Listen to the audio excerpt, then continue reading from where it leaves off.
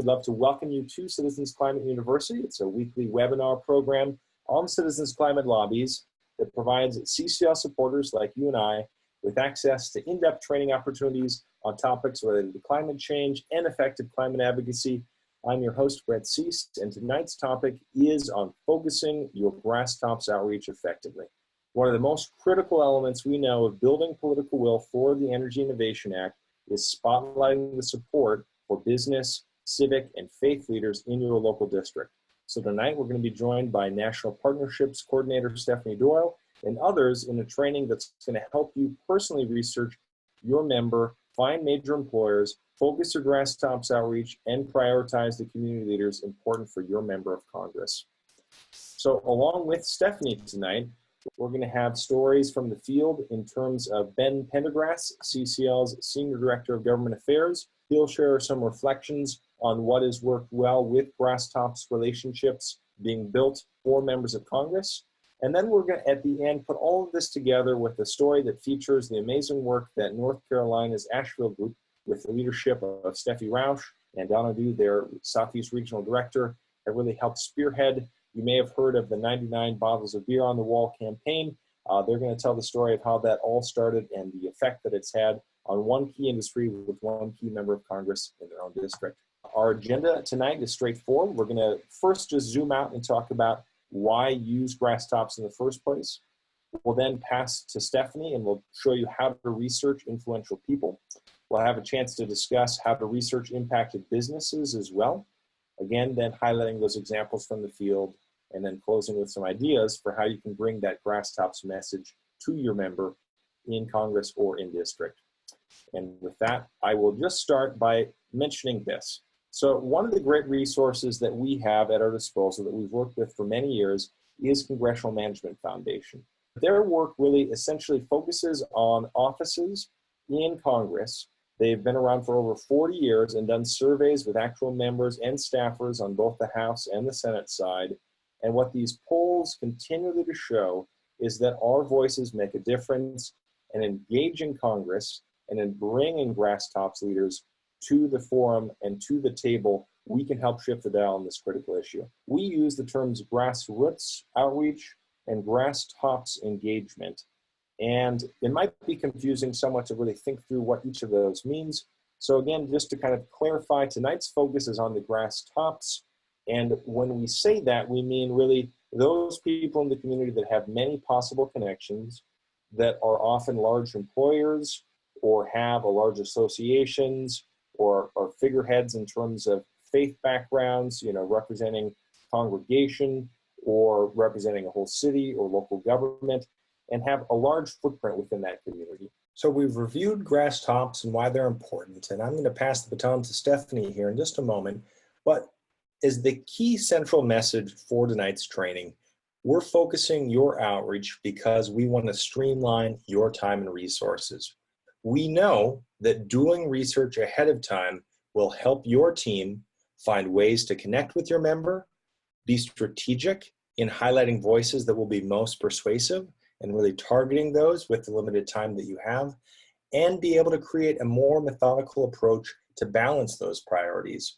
For example, given how key chambers of commerce are often in a lot of local districts, how can you best leverage the focus to get them on board as opposed to maybe more smaller businesses or mom and pop owned shops, which are also important but may not hold as much weight in influencing your members of Congress decision on this key issue.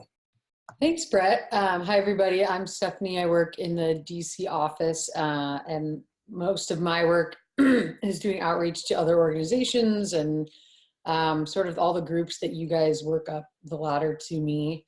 And so really wanted to chat with you tonight just about how to think about who you should be going after and how to even begin thinking about who's impactful to your member. And so when you're beginning to do research, you really want to look at these three areas. So the first one is the legislative profile. So this is finding out about your member's stance on party issues, what leadership they might have within the party, what committees do they serve on, and what other policies, maybe besides climate, are they passionate about that you can really leverage to bring in other voices to talk to them. And a lot of that you can find, a lot of this comes from the bios that we give out before meetings, but you can also do your own research, obviously, on their legislative background. And this will probably, out of all of these, would be the easiest information to find, just because it's public. It should be pretty easy to find. The second area is personal profiles. So looking into your members' background, what religion are they? What school did they attend? What their profession was before they came to Congress, and possibly what clubs or interests they still participate in. Are they in a hunting club, or are they in Rotary? Really thinking about who they were or are in the district, and how to think about those connections. Again, this is thinking a little bit outside the box. You're not thinking directly people who might be involved in climate change per se, but people that you know are going to, that your member is going to listen to. And so going to them to talk about our bill is going to be a bigger bang for your buck, because that's, instead of just some random person that you found, they should be somebody that has a connection to the member. And then the last one is personal. So this one, we also want to just give a caveat. We don't want you going out and stalking members' children or their wives or husbands. But if you do happen to have connections to a member of Congress's family, that's a really useful connection to have. So thinking about their spouse, their relatives, peers in the community, and connections basically, again, back home in the district. And I'll go into a little bit more detail on how to think about that. And so once you've sort of begun to think about these three areas, you really want to start thinking of mapping your members' connections. So again, thinking through your own chapter, do they have relationships with these people that you've now narrowed down? And do they have connections to Congress? So who in your chapter might have connections to these impactful people? Is it somebody that went to school with a member, or their child goes to school with the member? And you really want to use that research to help figure out who within your own chapter could be the most beneficial to go after those. Because it's going to be a lot easier to go from somebody who already has a connection than to just go cold turkey after somebody. So doing this, you could do a quick survey for your volunteers in your group. You can ask if they've ever met your Congress member before. Again, do they have connections in that second, third, or fourth degree? So do their daughters go to the same school? Or are they on the same soccer team? Do you go to the same church as them? Live on the same street? And you might have connections in your chapter that you don't know about until you really start asking about it. And so taking the time at your chapter meeting to really think through and ask people, and ask them beyond just, do you know the member, but he went to this school, his kids go to this school. You might find that it's a third or fourth connection, but those can be really valuable once you start figuring out who it is that has those. And then you really want to work on having a system for organizing what information you find out. So whatever works for you, whether that's a spreadsheet or a Word document, but it's important to just be able to go back to that and make sure that you're keeping track of who's doing outreach to whom, and making sure that you're keeping notes of those relationships, so that if somebody leaves the chapter, or somebody starts a connection but doesn't follow up with it, that you can make sure that somebody, either you or someone else in your chapter, can follow up with that. So again, as Stephanie mentioned, we have the Member of Congress biography and the Grasstops engagement tracker. I'm going to show you briefly how to use both of those tools. And then outside of that, we also have suggestions on starting with your own member's website. Usually, again, the simple way of just finding that is their last name, .house or senate, and then .gov. And then other resource tools online like GovTrack, Congress.gov, Open Secrets, and then the members' pages on their own campaigns, their own social media streams from Facebook, Instagram, Twitter, and LinkedIn to be able to really highlight the broad diversity of ways that clearly they're putting out their priorities, their connections to the community, and who they're listening to that you also might have that connection or that 6th degree of separation with. And so what we're going to do is highlight that we have an organizer example. We know that, looking even probably on tonight's call, I'm guessing that some of you are already using your own organizers. There's a great story that Madeline tells about her work when she was actually working for a campaign in DC. Prior to Google spreadsheets or the cloud, people actually had card catalogs. They actually used other systems to be able to categorize and have an effective database. And we're really just suggesting that next step and really being able to systematize the way that you're doing that in your own chapter, to have that thorough inventory, make sure to keep tracking, however that works for you. All right, so the best way I would recommend looking for bios is, here I am on community, just simply typing in bios is a great start, right, into the search tab. And it'll come up relatively easy to find here. Here's the Member of Congress bio page. And you can see that what we've done is transition all of them to be housed in our Google Drive folder. So we have them separately linked for both the Senate or the House. And let's just, for example, say that I'm looking for a House biography. And so I'm going to click on that bottom link. It's going to open up. And from there, you can see we scrape a lot of data from a lot of the websites that we've just highlighted to be able to conform to all of the information that we're looking for. But let's just say I'm really interested in Hakeem Jeffries, one of the congressional leadership on the Democratic side's background. I'm from his district, New York 8. And already on this one sheet of paper, we're giving you links to their own, personal website, their Facebook and Twitter pages, as well as a lot of background as far as, their leadership status, how long they've been in office, etc., any key committees. So right there is a lot to work with. Here you can see Georgetown University, New York University, and the State University of New York in Binghamton.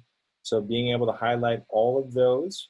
And then you can see below that, we've got basic information that they have on their website that you can also start building out some of that narrative to build those connections and find out what priorities that member has in alignment with your own community connections. All right, so based on everything that we've learned from Representative Jeffries' biography, and we haven't gone even into the details of what we found out from Open Secrets or from VoteSmart or any of the other social media platforms or LinkedIn that we've highlighted, I built out this sample example of how you can really leverage all of that information to figure out in your own community what connections you have. So for example, we know one of the local causes that Representative Jeffries is very passionate about is social and economic justice. We also know in our group, we have an economic organizer, Alex, is very active in the local community and has some connections that overlap with that local cause. So one key area that you can already start building out based on that local cause segment within your research is his own professional network to really start leveraging, seeing who and what else might be going on in those relationships to be able to tie in and have that connection built stronger. We know religious connections, backgrounds, of certain members and who might be available to also see if there's fellow congregation members to be able to attend service or find their social network within that network. We have all of the university alma mater and high school that we found out that Representative Jeffries attends, being able to figure out who might have connections there. We also knew his former professions before jumping into Congress, being counsel at CBS, having a variety of law firms, being able to clerk for a specific judge. And we have somebody in our group who used to work with CBS and is still actually around to be able to ask to see if they have other connections that might have known Representative Jeffries when he was counsel.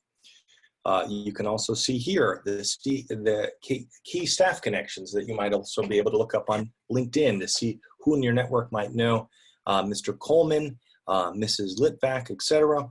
You can see even within family connections, we have a SEIU unit employee in our chapter that also might know Representative Jeffries' wife, given that she's also a social worker with SEIU's benefit fund. We have chapter members like LaTanya, who took a class from the actual uncle of Representative Jeffries, who's a former professor at City College. We also know that we could look up even networks His younger brother is an associate professor of history at Ohio State University. You can see through donor connections either on the Grasstops engagement tracker or Open Secrets, the larger businesses that are donating to prior campaigns, or also even smaller businesses for those connections to be able to help focus your connections and so forth.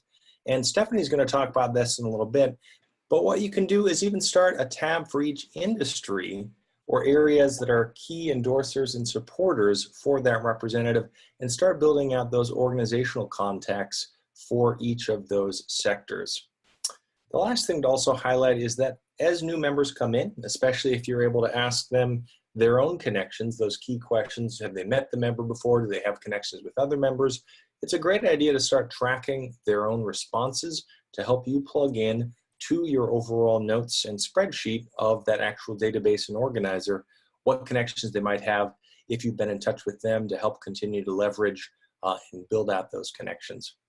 So this is a great template. You're welcome to make a copy. And again, to do that, just click on File, Make a Copy, and then be able to build out or customize it as you see fit.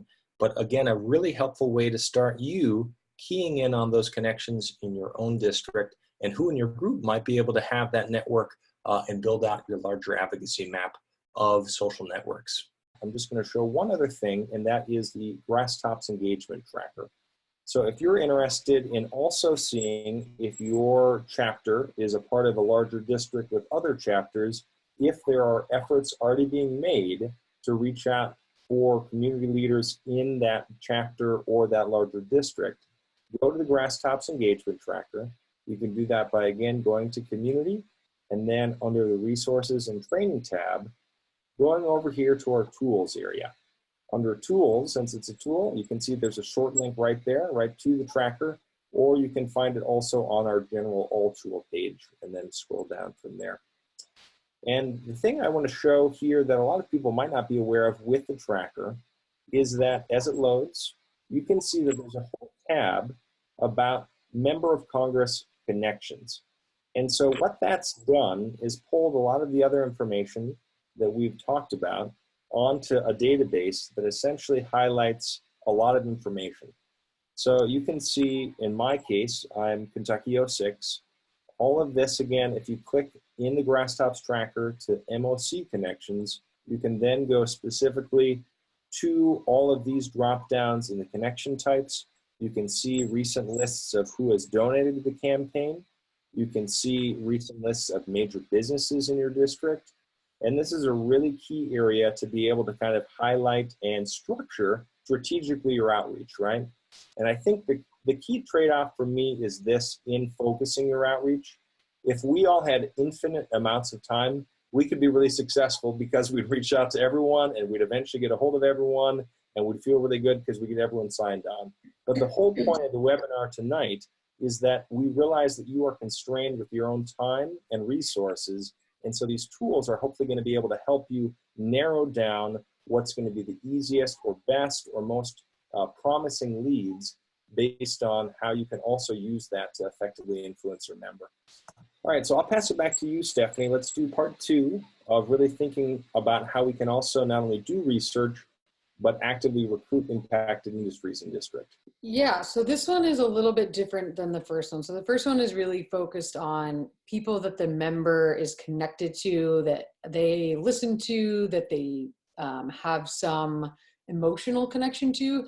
This is a little bit different. This is thinking through, again, trying to think outside the box a bit, but who in your district either is impacted by climate change that you might not have thought of before, or who is going to be impacted that may be able to have a conversation with your member from an angle that you haven't thought of before. So the most obvious one is thinking through who the biggest employers are. And sometimes this is hard because sometimes the biggest employer is a national organization or national business. And if that's the case, you really want to go through our DC office if you're going to try to do outreach to somebody who's that high up. But often there's going to be a smaller employer that's based in your district that should your member should listen to, because that's jobs and voters that they need. So really thinking through not even just who the biggest employer is necessarily, but who's the biggest employer that is clearly going to be impacted by climate change.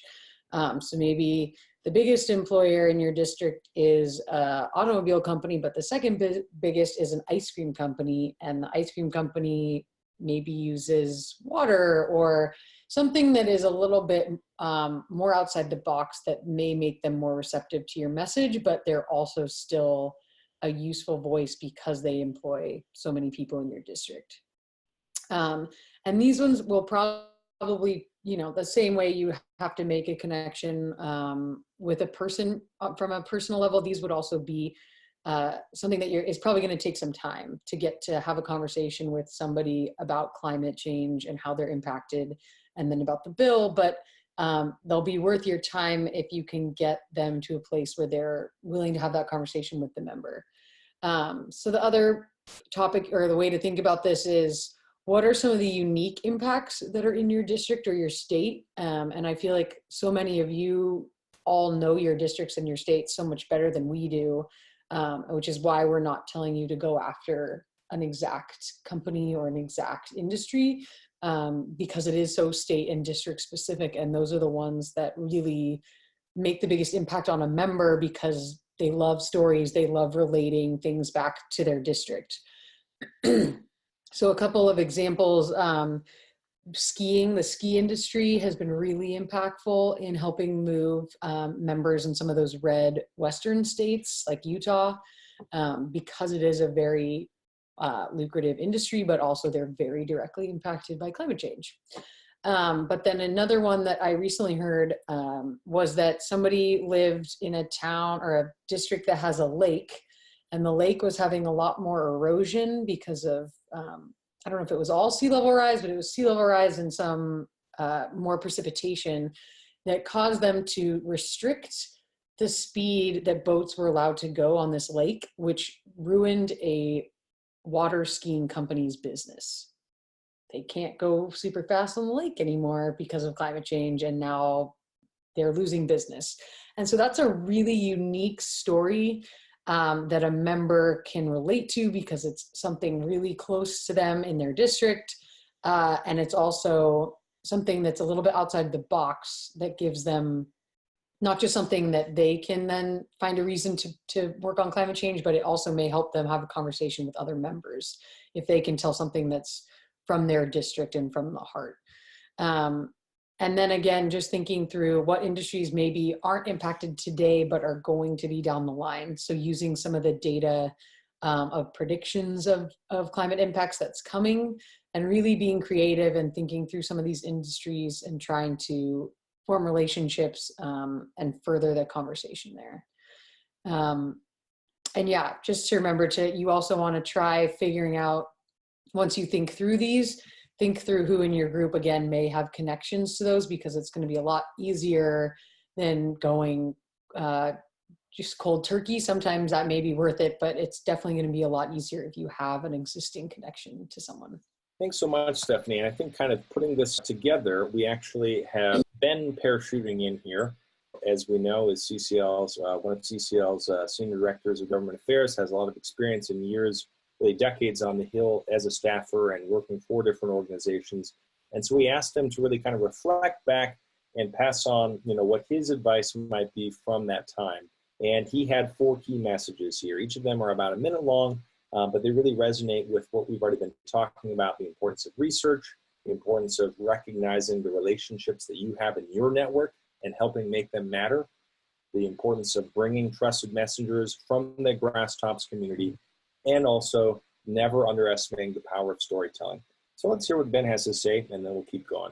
Congressman Blumenthal is the founder and co-chairman of the Congressional Bike Caucus, and has been very involved with the Rails to Trails program and a lot of different bills around bicycling. And so one thing that he always wears is a bicycle pin on his lapel. And anything having to do with cycling is near and dear to his heart. And so there are also these instances where if you do a little research on members, you might find things that they have a personal passion around, and that can really inform what the policies and positions they take on issues. Members do not exist in a vacuum. Their friends and family do have an influence on them. And this is something important to remember. I don't think you should ever try to reach out to the friends and family of members, but if you do have connections with them, they can be influential. One story, several years ago, Senator Mary Landrieu from Louisiana became a champion of shutting down horse slaughter in the United States.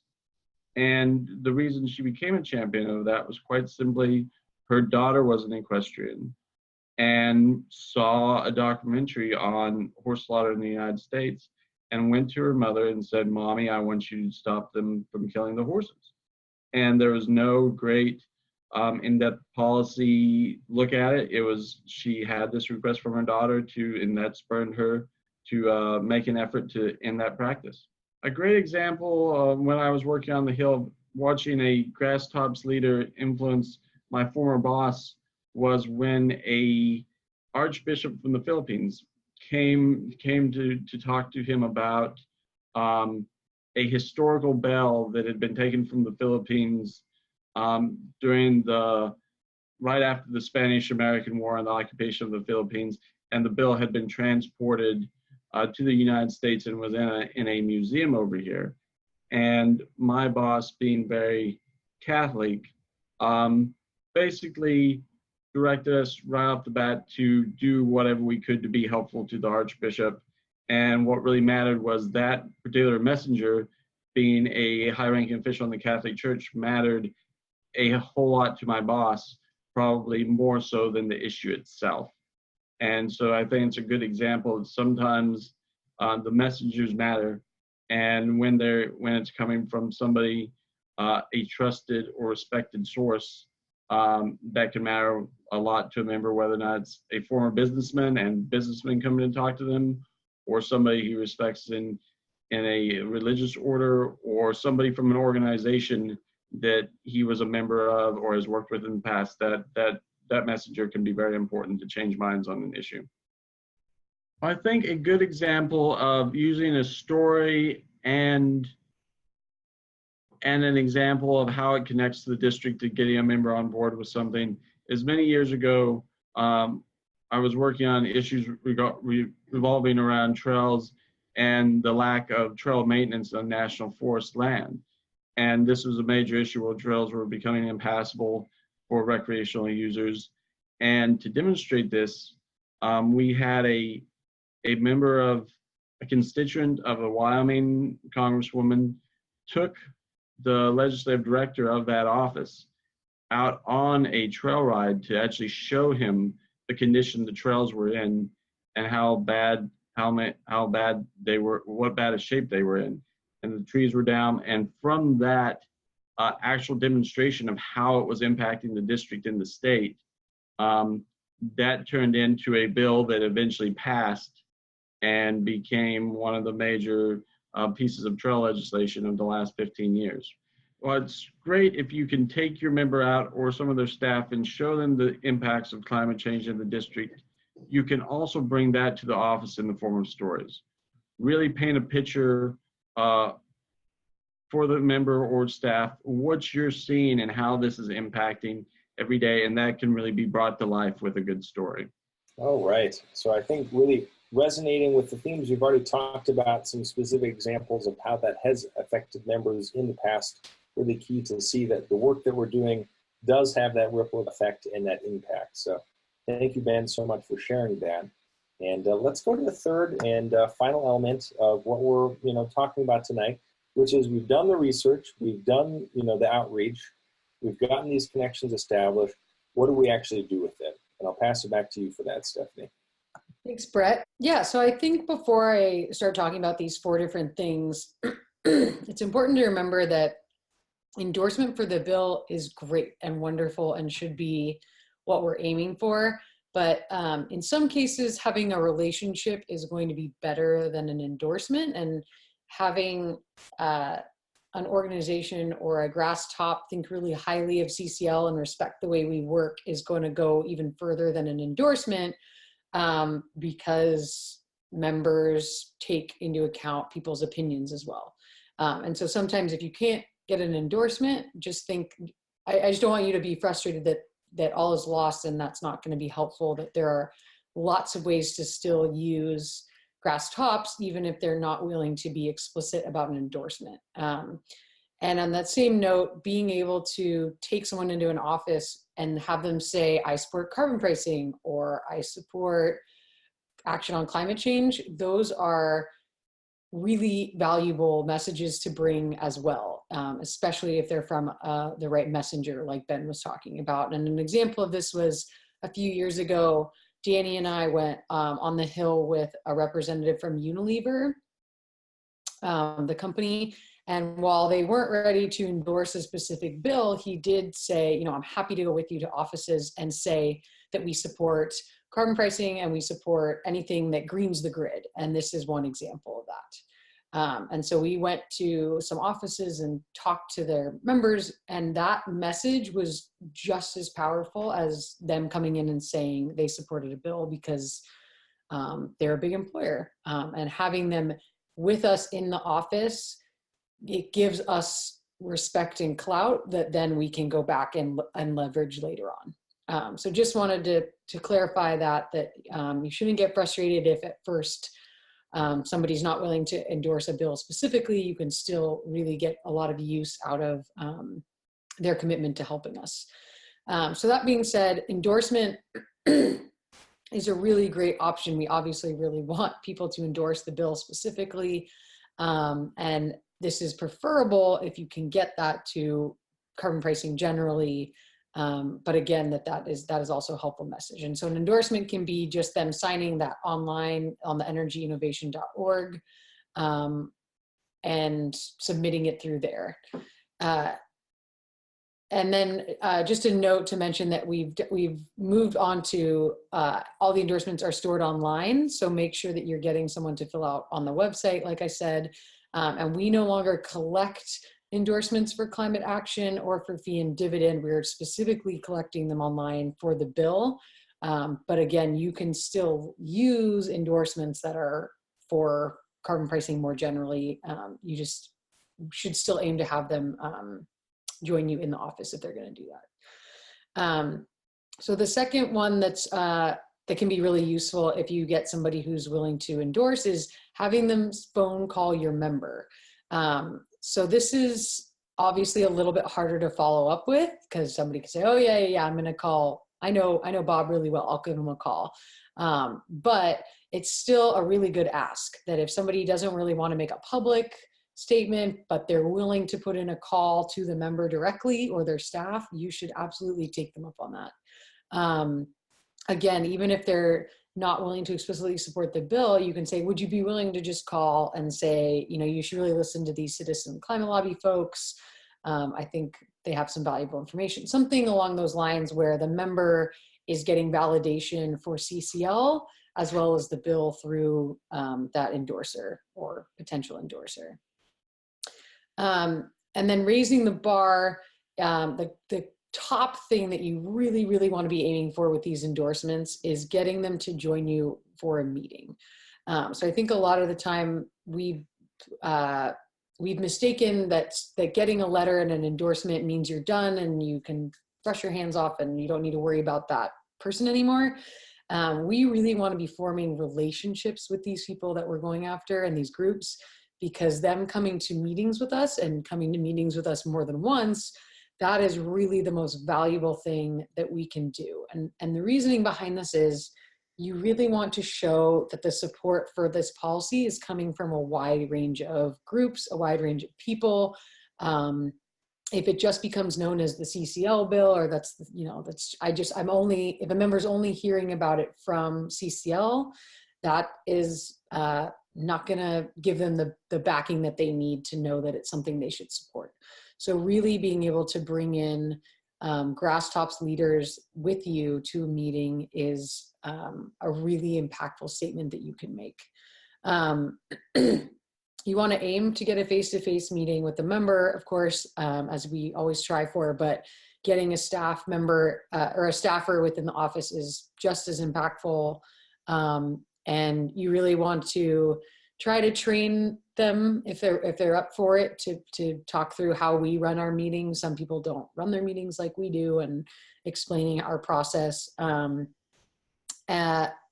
and making sure that they're focusing on their story.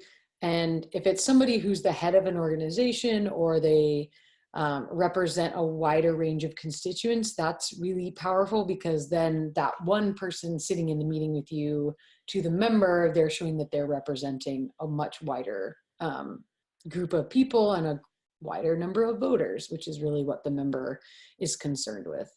And then again, just to mention, if somebody's not willing to endorse the bill specifically, or maybe they like 90% of the bill, it's totally okay to have them come with you to a meeting and say, you know, we love this bill, these are our concerns, but we strongly recommend that this bill should be moved and should be talked about and should get more support. So there's nuanced ways you can have those conversations. And again, really striving to have the member or to have the endorser in the meeting with you should be what you're aiming for as you work your relationship. And then lastly, sign-on letters are great. They're not the best, but they do matter, especially if you can get them with a large number. So getting 2 or 3 of something maybe is not as impactful as getting, say, 1,000. Obviously, it's also dependent on who your member listens to. So if you get 1,000 dog walkers, your member might not care about that, but 1,000 veterans, they might. So again, it's really being able to do that research and figure out who is it that the member is moved by, and that can be emotionally through their campaigning, but you really want to make sure you're doing research so that whoever it is that you're spending your time on is going to give you the most reward back for your efforts. And then one last note, if you're going to go after elected officials, like county commissioners or past representatives or governors or any sort of elected official, you really want to be careful with the perception of the party. I think this is sort of obvious to most people, but some people think, oh, I'm going to go after all the county and commissioners, and then they realize that their county is mostly Democratic commissioners, or maybe the only people you can get to sign on are Democratic commissioners and your member is a Republican. That is not going to move your member. So really paying attention to what the optics of that message are and the messenger and who it's coming from, again, is really important. And yeah, I think those are all the things I wanted to mention. Well, so what I'd like to do is just put all of this together with an inspirational story. I'm guessing that many of you have probably heard the efforts that North Carolina and especially the Asheville chapter have done to really kind of lead the national charge on outreach to the specific industry of the brewing focus. But let's listen and tune in to what Steffi and Dawn have to share about what this methodology that we've just discussed looked like for their own local chapter and the success that it led to. I've been doing this for 5 years now, and I also helped to co-lead the Grasstops action team. Asheville is a big beer town, and when I started to look at the background of my congressman, I realized that he was the vice chair of the Small Brewers Caucus. And so looking at his committees and what caucuses he's on, we strategically chose to target endorsements from the breweries. There's lots of them popping up around here. So a lot of employment goes on with breweries here. It does pull in a lot of tourists, so it's big for this town. And being that our congressman was the vice chair of that caucus, it meant a lot. And then looking into that, we found that half the Congress was on the Small Brewers Caucus, which was like an aha moment, like, wow, we could really work this nationally as well. In targeting, once we figured out who we wanted to target, then we wanted to, look at, who would be, of course, like the most important breweries, but sometimes you have to work your way up. So we worked at reaching out. Well, first of all, Jim Tolbert was lucky enough to get New Belgium's endorsement. That did help a lot. It doesn't always have to work out that way. I think once you get just a couple endorsements, maybe 3 endorsements, then you're kind of on like you're going to ride a wave. Once you just get those first couple ones, usually those are the hardest. And then you ride that wave, and hopefully more and more will start to come in, because then you'll kind of share with others, hey, we have this person signed on, this person signed on. They all know each other. They'll recommend others. They'll say, have you talked to this person? You should talk to that person. And then the next best thing was, after we got so many, around, I think we had 10 endorsements. One of the brewers who speaks a lot with the congressman, because apparently the brewers do that a lot, to talk about taxes and all kinds of things that they're trying to seek tax credits on, etc. One of them had mentioned that we had gotten 10 endorsements to the congressman's office, and they reached out to us to ask about the endorsements. So we felt it was appropriate at that time to set up a meeting, or ask them, would you want to have a meeting with the brewers to discuss these endorsements and why they want action on climate and how it's impacting their industry, and why they support this solution and or legislation. Out of all the face-to-face meetings we've had with the congressman, we've had 5 so far, this was by far the best and the longest. He allowed us a full hour. He was in district visiting, and so he came to us, and he chose the brewery that he liked to have the meeting at, and that venue was happy to have him and provided food. And so some of the other breweries traveled from far away, but they made it, and we had a really good, genuine 1 hour discussion, better than we've ever had. So I think getting meetings with endorsers, when you get enough of them, setting up a meeting with that industry to discuss how it impacts their industry and how this legislation or solution would help, is by far the next best step. So I kind of feel like it's like stepping stones. You know, you work your way from figuring out what committees or caucuses they're on, to what endorsers you should get that relate to those, and then setting up a meeting with those businesses and the congressman at that moment. And that's when things really start to fall into place. The other avenue we're taking is financial services committee. That's what our congressman is also a chair in the leadership on. And so we're going to focus now on the banks and insurance industries. So it's just looking at where their interests lie and targeting those endorsements, and then eventually meetings. That's where I feel it's at. I really do. So what does this mean for you? What does it mean for your district? Oh, a lot of districts across the United States have very specific industries that hold up those districts.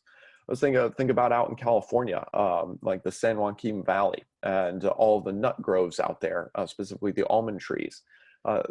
Those growers are a great opportunity to engage. That's an industry that we can look to.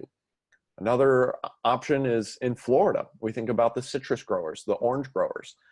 There are several districts where citrus production is the main agricultural product.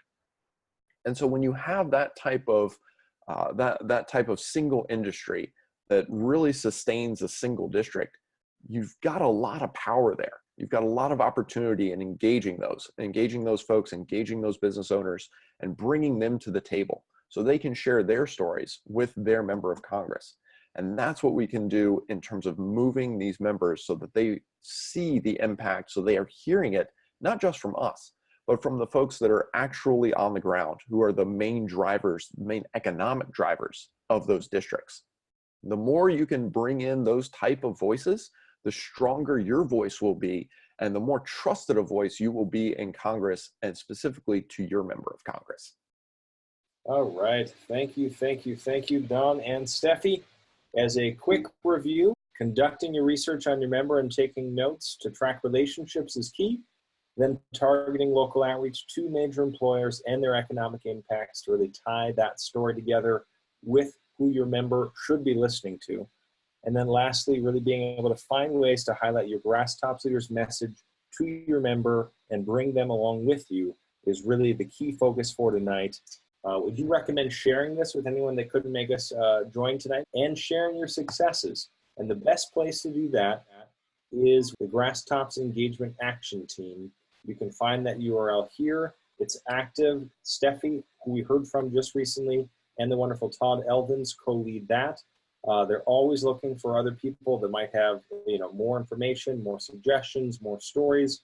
Feel free to sign up and be a part of that group and share what's working or what you're struggling with in your community on that forum. And then anything else, just feel free to share on their forums overall. But first and last, thank you so much for being here tonight. We hope that you found tonight's hour training useful. We really look forward to working together and really highlighting the power of building out these Grasstops engagement voices in our work. Thank you again for being on the line tonight. Thank you. Bye, Brett. Bye, everybody. Stephanie and Brett.